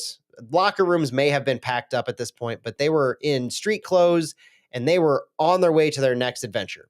They have a 10 weeks or so before they have to report in January for training camp 2025. And so this was it. They're not training. They're off on their off season. And so there are themes that we heard. And if you haven't watched this or been following along my social media at Matt Baker STL, I have a massive thread of each player. It's all under the Flyover Footy account. So if you go to the Flyover Footy account on X, on Twitter, check out the pin post I have on there. It's got all my threads. If you want to read on it, if you want to watch it, go to YouTube on the club's social media, or the club's YouTube account rather. And it's 2.5 hours of Lutz, of Hackworth, and of the 13 players. There was a massive amount of information garnered there, and I would encourage everybody, if you have the time, to go listen and watch it. But there were also a lot of themes that went out. So we know that, or we had Lutz, Hack, and I'll just list the players in case you're interested. Marcel Hartl, Jacques Klaus, Edu Leuven, Roman Berkey, Simon Betcher, Cedric Teuchert, Thomas Ostrak, Jonas Horn, Indiana Vasilev, Thomas Totland, Chris Durkin, Celio Pompeu, and Henry Kessler all spoke on their way out of town. Some of the themes were overall excitement going into next season. This isn't a surprise, really. It kind of plays into what I just talked about how well that second half went after Leagues Cup, or the last third, rather, of the season compared to before. Market difference in the locker room, market difference on the field, market difference in the results. And so there is excitement in the fact that this team knows that the majority of their core, if not a bulk of the overall roster, is set. And they're going in with these players and they know what it's like. The other thing we heard is that a lot of them just needed a break. The rigors of an MLS season are well documented. We know that the European schedule is vastly different. A lot of the Europeans noted the difference in offseason, but also the biggest thing to me that I caught is that it's not just the difference in fall to spring or a summer schedule. It's difference in the expected time off for off seasons. You have a defined finish in these other leagues that these players have come from. So there are other leagues that have little miniature playoffs, but Germany, and a lot of these other leagues that these players have come from in the Scandinavian countries, they do have defined ends. And so you can plan for that mentally. You're able to know, okay, at this point, this is my last game. Win, lose, or draw, this is my last game. And so I know what's going on. Now it's a little bit of a different story. And so you had Giannis Horn, for instance, telling us that he's still fit and ready to go. He could still keep going and playing games. So it's kind of a bit of a shock to the system that he had his summer break and now he plays for a couple months and now he has this winter break, so to speak. So that's an interesting thing. The other interesting thing on the differences between the European and the US that was, I don't recall it being said last year, is the training difference. And this came on the heels of a question that I had asked Klaus about his own injury and if he felt that because this is the second year Klaus has been hurt for a significant period of time, and how he responded to that, if he'd ever had anything like that, and what his overall thoughts on it were. 2 years of being injured, has he ever experienced anything like it? And his answer was no. He had never experienced anything like this before. It was horribly frustrating for him. And this came on the heels of his comments that he was just horribly frustrated in himself. But it highlighted the fact that in Europe, the players don't train in the locker room, in the weight room, as much as they do in the US. There was noted multiple times by different players. Klaus said it. We had Toy Shirt, Hartle say it, Giannis Horn. 3 days in the gym in the US, massively different than 1 in Europe. I mean, you're adding weights, you're training your body differently. And so that was something that was an acclimation thing, not just for Klaus and Leuven and those players who had been here from a year or two ago, but to the newest guys who had come on board as well. So that training difference, I think, is notable because the number of injuries that have accrued during this season, not related to in-game action. Yeah, you have Celio Pompeiu's devastating injury. Yes, you have Rasmus Alm's injury in games, but you also have not in-game injuries that occurred to Joachim Nilsson had something pop up. You had Klaus, you had Thomas Ostrak, Edu Leuven, all these injuries that occurred off the field, outside of the bounds of the game. And that's something to keep in mind going forward as well, as how that's handled with St. Louis. Other things that certain players identified in those press conference, Klaus was just overall disappointed in himself. Edu Leuven noted that he needed to be better consistently on both sides, saying at times that he was feeling confident on the ball, other times he was feeling good off the ball, deeper on the field, but he never really felt like he had consistency putting it all together. And so that was something he noted. Marcel Hartle noted that his best position is centrally, which is obvious to a lot of people who watched him play in FC St. Pauli, but that's something I think I want to see different going into 2025 is not just trying to put the best 11 on the field, but find out how you can position the best 11 in the formation that they're most comfortable and best suited to. You can have all 4 players in your attack. You can have them do what they need to do in real time. But if you set them up for success in where they start, they're going to be more comfortable in where they maneuver. And Hartle saying that his best position being central completely conflicts with where he had been played an overwhelming amount for St. Louis on the left side. Chris Durkin commented that positional discipline is incredibly important for him, notably the fact that he would find himself needing to run backwards 50 yards downfield, and he'd ask himself later, why am I doing this? And have to get his mind mentally right in staying deeper, staying within yourself in where you're being asked to play. And that is probably no surprise to City fans. You're probably nodding along, obviously saying, yes, we know exactly what you mean. We've seen this multiple times. We want Chris Durkin to be a little more patient, stay a little deeper. We saw Akil Watts, I think, do a little better with this when he had a chance as the 6, but that's something Durkin needs to grow into. He needs to understand that he has a role to perform on the field, and the team will be better served if he can stay within himself and in that positional discipline a little deeper. You can allow Leuven, you can allow the attackers. They have the quality now. Just trust them. Roman Berkey was fascinating that he noted the team needs to be more physical, more upset, less friendly in training and on the field. He commented that it doesn't mean you can't be friends with players, but it means that you need to have that little extra. You need to be frustrated when you take a shot and it doesn't go in, or you take a shot and it's blocked by somebody. You need to show show more frustration, show more aggression, be more physical in those areas, and just take more pride in what you're doing in those moments on the training field, because it's going to directly flow into what you're doing on the field in a game. No surprise to anybody who's watched or played the game itself. Some of the other things that I noted from Ostrak and Salio, other than the fact that it was fantastic to see them, is the fact that Tomas Ostrak did not put a time frame on his return. Salio Pompeu was very over the top almost in his excitement to get himself back and ready to go at the beginning of the 2025 season.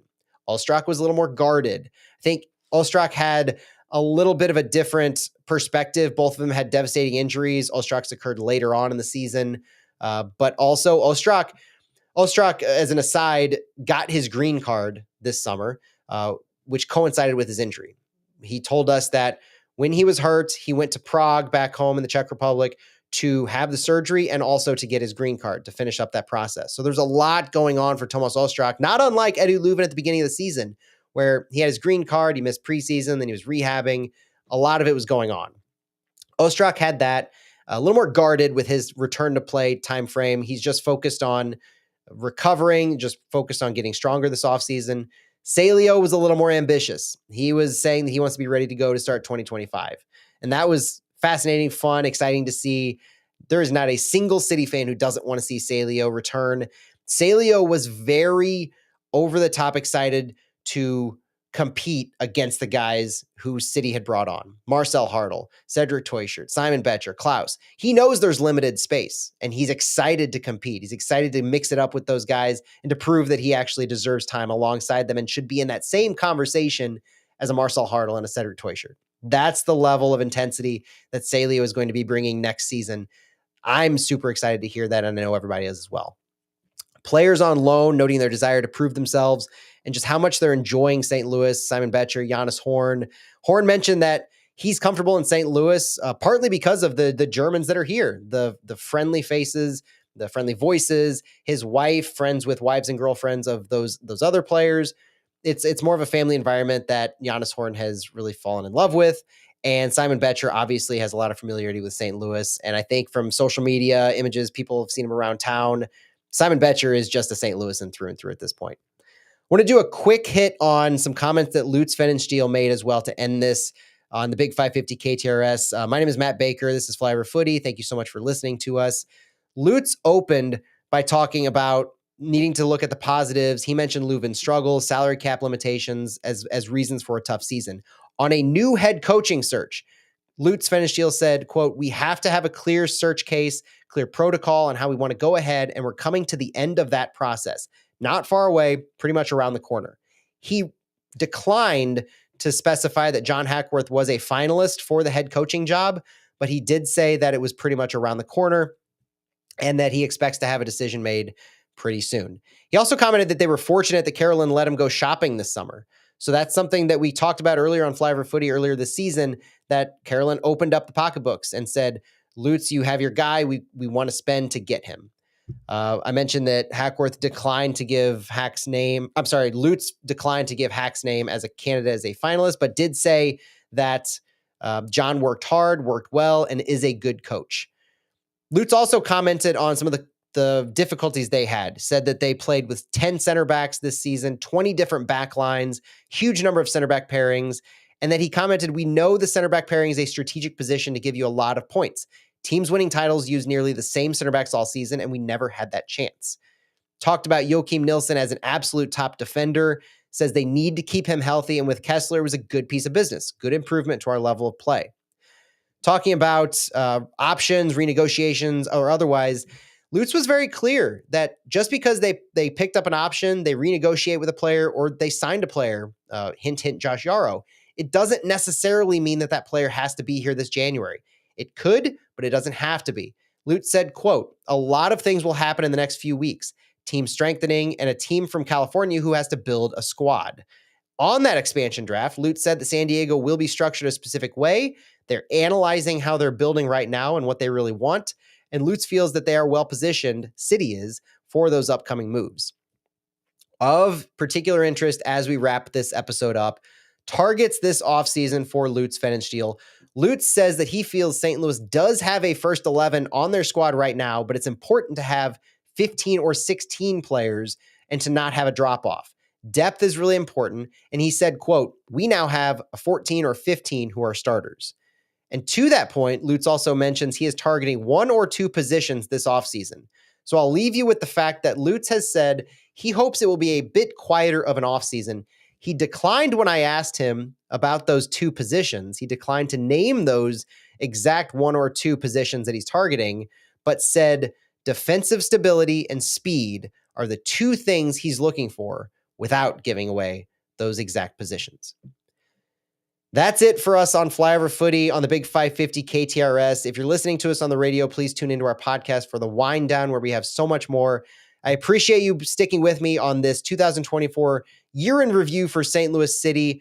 We'll be back this offseason on Flyover Footy for plenty more. Stay tuned. Thank you for joining us, and we'll talk to you later.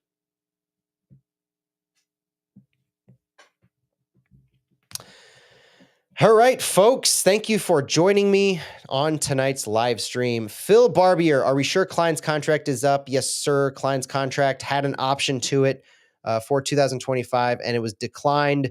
Doesn't matter how many additional years of options you have on that. So, for instance, Klein did have an option for 25 and 26. If you're declined for 25, you can't take a pause on it and then pick it back up in 26. His contract is up. The word we had on the volunteer basis is basically because that's how Bobby Murphy had positioned it. The info we have on him playing without a contract is basically because Lutz went ahead and made these moves before the City 2 playoffs were finished. And so we know Johnny Klein isn't coming back. We know that he doesn't have to continue to play, but he is. And so that's why I'd like to give him a credit. I'm sure there's nuance to it. I'm not going to pretend that there's not, but I would like to give him that credit for saying your option is declined. Like, you don't have to be doing this. The club has already said you're not coming back. And so they're not forcing him to play, yet he is playing. And I think that's where the thing really comes to, is that they're not forcing him to go down to City 2 because his option, City has already said, we're not bringing you back. So he doesn't have to go down, but he's still willing to do that. That's where the distinction is for me. Yes, he's still, you could say he's technically still under contract for the 2024 season, but St. Louis City's 2024 season is over. They've already announced his option is done. It's nuanced in that regard. You can make an argument, I suppose, to say that they could force him to play, but they're not forcing him to play. And that's where I get that. Yeah, and so the thing about Lutz's comment of Hack not listing Hack as a finalist, Tom Bogert asked him very specifically, very pointedly, is John Hackworth a finalist, or is he being considered for this? And I think this is Lutz just being guarded in the sense that he doesn't want to give too much away on anything. If we find out later that Hack was a finalist and didn't get it, if we find out later that Hack was never a finalist and didn't get it, I just don't think Lutz wants to open up that can of worms to that discussion. So that's where I think that non-answer comes from. The interesting thing, though, and I didn't get to this because I ran out of time. I think I dwelled too much on the regular season. But John Hackworth actually did have some really nice quotes about just a lot of things. I wish I would have gotten to that. But Hackworth did say that him and Lutz have a very good relationship. He trusts me, knows what I can do. Anything else that happens, it's kind of up to Lutz. There was obviously there's still love between those guys. They work together day in, day out as the technical director and as the interim head coach. I do think Hackworth is a finalist. Yeah, my opinion is that he is. And yeah, you're Cortez AJ, you're right. That's what he said. He wouldn't name anyone on his final list. That's the ambiguity that he wanted to leave. Lutz did.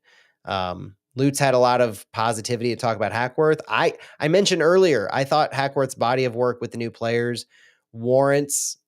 I thought it was good, getting you into 4th, 5th place in the current standings. And I do think it warrants serious consideration on some of the things Hackworth said, and this is why I wish I would have gotten to this in the pod, but y'all are hearing it here. Hackworth, he said a lot of things. So if you get a chance to go back and watch this press conference, at least watch the Lutz and Hack part, because Hack was saying things like he loves coaching. It's what he's been doing his whole career at many levels, and he still thinks he's a good coach and can be even better. On if he's not selected and would he remain with City, Hackworth was pretty glowing about St. Louis itself. He cited all the great things to be proud of since he's become a part of this organization, which I mentioned has been since the City 2 head coaching job, interim head coach of City 2 when they were first starting. He got them off the ground with their Western Conference final run. Hackworth said he's not looking to go somewhere just to be a coach. He wants to coach, but he's also wanting to do what's right for his family and the club. And he said his family does love it here. Hackworth is part of a cycling club here. He's made St. Louis his home. Hackworth did say that they had to make some really hard changes before he was the interim coach. So one of the more interesting facets to this is the role Hackworth had before joining or before becoming interim coach. A lot of the times you see interim coaches as assistant coaches who are bumped up almost exclusively. It's an assistant coach who takes the reins. This is the complete opposite. You're seeing a front office person step down, quote unquote, into the interim head coaching position. So that's a fascinating dynamic in and of itself. But Hackworth was very pointed in talking about all the locker room issues, the environment, the players coalescing as issues that he had to fix and work on when he took over. And then Hackworth he was tooting his own horn, saying that he thought that if he had this team for a full year, would they be a playoff team? Absolutely. But I thought he was almost making his final plea in that room, I thought, and again, watch it if you get a chance. But Hackworth saying you could see the passion in his eyes. He wants a preseason with these players. He knows there are things they need to work on. He said they need more structure with and against the ball. He said looking at how they lined up was a credit to the players that they could pull it off. They used a lot of formations. And I think this is one of the things that people look at when Hackworth was a coach in the back half of the season and said, like, we don't want him as a head coach. Are the formations he used, the way he lined up personnel, kind of how his tactics were. But Hackworth was even saying, if I had more time to prepare these players, to work on things as opposed to just flying by the seat of our pants, taking over and then having just a few days each week to get with them on the field, because they don't have very much time week in and week out on the field to train. And so Hackworth put a lot of emphasis on if he were to have a full preseason with this group, he would love to have that to give them the structure that he wants them to have to compete. You could see that the ideas that he has are so vastly different, I think, than Bradley Carnell had, that this was one of the biggest takeaways for me, is that Hackworth made his plea that it's not just the body of work that I have at the back half of the season, but if you give me the chance to get a full preseason with these players, give me weeks on end, traveling to Florida, traveling to California, having them dedicated to let me mold them and implement what I want them to be doing structurally to compete, we're going to have much more success than even what you saw at the back half of the season. And I thought that was a pretty compelling, pretty strong way to end what he was saying going into this offseason, with Lutz in the room there as what he was saying. It was kind of surreal in the way he was making his case for Lutz to give him that job, that one last plea publicly, so to speak. So as you're watching that on YouTube, just remember Lutz is in the room while Hack is saying all that. So making the playoffs would have he would have gotten the job almost immediately. I think had he made the playoffs, would have been a remarkable turnaround, because he was on a razor's edge for the entire back half of the season. So that was my last bit of news and notes on Hack. I just wanted to get that out there into the world, even if it's not going to make the pod. So hope you enjoy that. And we're riding on almost 2 hours, so I appreciate you all sticking around with me so much. I'll probably be back next week for a shorter episode, any news that breaks. But I do want to look at kind of position by position, goalkeepers, backline, maybe center backs, fullbacks, midfield, attackers, strikers. There's a lot to dive into in heading into the offseason in what we have in those positions. And I think it warrants about 45 minutes that we can get to next week at least. So I look forward to that. And until then, just stay positive out there.